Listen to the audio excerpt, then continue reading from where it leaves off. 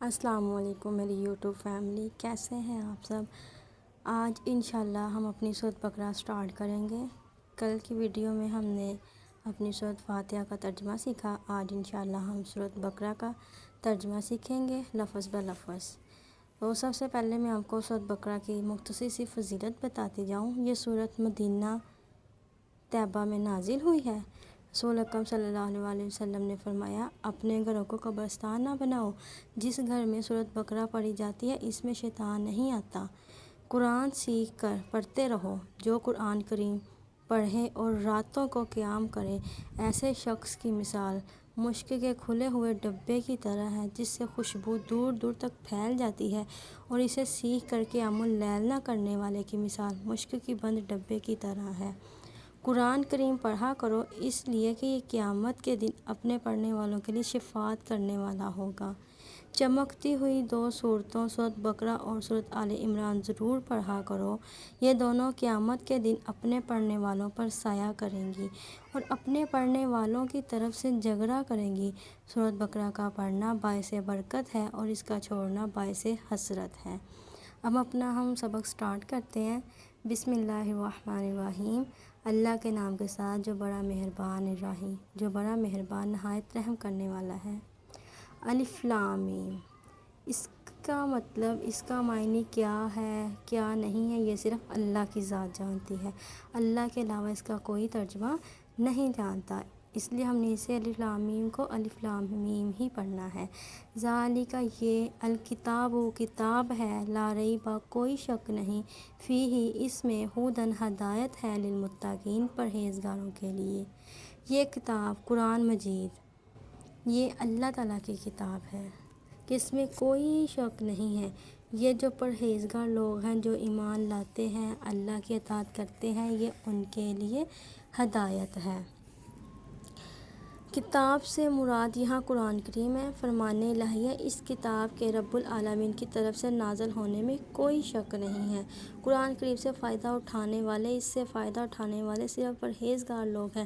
جیسے سورج تو سب ہی کو روشنی دیتا ہے، مگر اس سے فائدہ اٹھانے والے صرف آنکھوں والے ہی ہوتے ہیں۔ اگلی آیت، الذین، وہ لوگ جو یؤمنون، ایمان لاتے ہیں، بالغیب، غیب پر۔ اب اللہ تعالیٰ مومنوں کے بارے میں بتا رہے ہیں۔ الذین، وہ لوگ جو یؤمنون، ایمان لاتے ہیں، بالغیب، غیب پر، ویقیمون، اور وہ قائم کرتے ہیں، الصلاۃ، نماز، ومما، اور اس سے جو رزقناہم، ہم نے انہیں رزق دیا، ينفقون، وہ خرچ کرتے ہیں۔ آگے اللہ تعالیٰ متقین کی صفات، مومنوں کی صفات بیان کر رہے ہیں کہ اس آیت متقین کی 3 صفات بیان ہوئی ہیں۔ غیب کی باتوں پر ایمان لانا، نماز قائم کرنا، اللہ کی راہ میں خرچ کرنا۔ ایمان کی تعریف کیا ہے؟ دل و زبان اور اعمال سے بغیر دیکھے ان چیزوں پر یقین کرنا ایمان ہے جو اللہ اور اس کے رسول صلی اللہ علیہ وسلم نے بتائی ہوں۔ یعنی زبان سے اقرار کرنا، دل میں اللہ سبحانہ وتعالیٰ کا خوف رکھنا، اللہ جل جلالہ، اس کے رسولوں اور اس کی کتب پر یقین رکھنا، اور اعمال کر کے اس اقرار کی تصدیق کرنا ایمان ہے۔ غیب کا مطلب کیا ہے؟ جو چیزیں حواس اور عقل سے معلوم نہ ہوں اور آنکھوں سے اوجھل ہوں، ان پر رسولوں کے بتانے سے ایمان لانا۔ جیسے اللہ تعالیٰ، انبیاء کرام، آسمانی کتب، فرشتوں، قیامت، جنت و جہنم، موت کے بعد پھر زندہ ہونا اور وحی سے ثابت شدہ تمام باتوں پر ایمان لانا غیب کی باتیں ہیں۔ اس کے بعد نماز قائم کرنے کا مطلب۔ نماز قائم کرنے سے مراد اوقات کی پابندی، مکمل وضو، ارکان میں اعتدال، قرات میں ٹھہراؤ، خشوع و خضوع اور توجہ اور دل لگا کر نماز پڑھنا ہے۔ آگے، اولئک، وہی لوگ، علی ھدی، ہدایت پر ہیں، من ربہم، اپنے رب کی طرف سے، واولئک، اور وہی لوگ، ھم المفلحون، فلاح پانے والے ہیں۔ آگے اللہ تعالیٰ فرما رہے ہیں کہ جو لوگ ایمان لے کے آتے ہیں وہی اپنے رب کی طرف سے ہدایت یافتہ ہیں، وہی ہدایت پانے والے ہیں۔ مومنین کی پہچان کیا ہے؟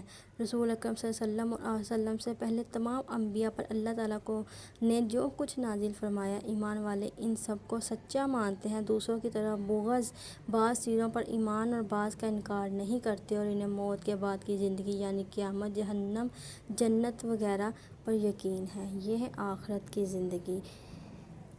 یعنی کہ اس آیت میں اللہ نے ایمان والوں کا، ہدایت والوں کا بتایا کہ وہ فلاح پا جائیں گے، جو اللہ پر ایمان لائیں گے، نماز قائم کریں گے، جو اللہ نے رزق دیا ہے اس رزق سے وہ خرچ کریں گے، وہی لوگ ہیں جو کامیاب ہونے والے ہیں، وہی لوگ ہدایت یافتہ ہیں، اور اللہ انہی لوگوں کو قیامت والے دن ان کی فلاح کرے گا، انہیں جنت میں جگہ عطا فرمائیں گے۔ انشاءاللہ ہم اگلا سبق کل کو پڑھیں گے۔ ویڈیو کو لائک کریں، شیئر کریں، چینل کو سبسکرائب کریں۔ السلام علیکم ورحمۃ اللہ۔